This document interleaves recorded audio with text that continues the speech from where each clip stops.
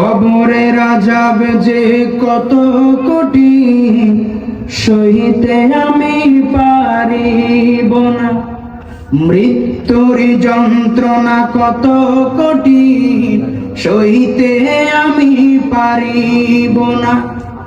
ও গো দয়াময় হে রহিম, ও গো দয়াময় হে রহিম, চাই যে তোমার করুণা। কবরের আযাব যে কত কঠিন সইতে আমি পারিব না।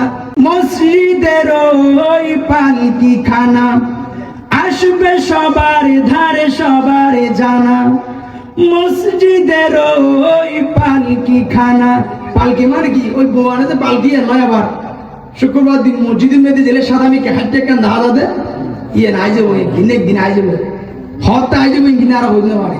মসজিদের ওই পালকিখানা আসবে সবার দ্বারে সবার জানা, বড়ই পাতা আর গরম পানি শেষ গোসল দিবে সবই জানি।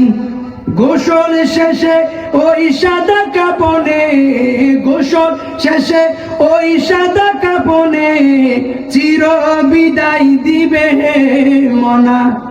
কবরের আযাব যে কত কঠিন সইতে আমি পারিব না, মৃত্যুর যন্ত্রণা কত কঠিন সইতে আমি পারিব না। মুনকার নাকির আসবে কাছে সওয়াল করিতে আমার পাশে, মুনকার নাকির আসবে কাছে সওয়াল করিতে আমার পাশে। সেই সওয়ালের সঠিক জবাব, সেই সওয়ালের সঠিক জবাব আমাকে বলে দিও না। কবরের আযাব যে কত কঠিন সইতে আমি পারিব না, মৃত্যুর যন্ত্রণা কত কঠিন সইতে আমি পারিব না। সইতে পারবেন? কবরের আযাব সইতে পারবেন? মৃত্যুর যন্ত্রণা সইতে পারবেন?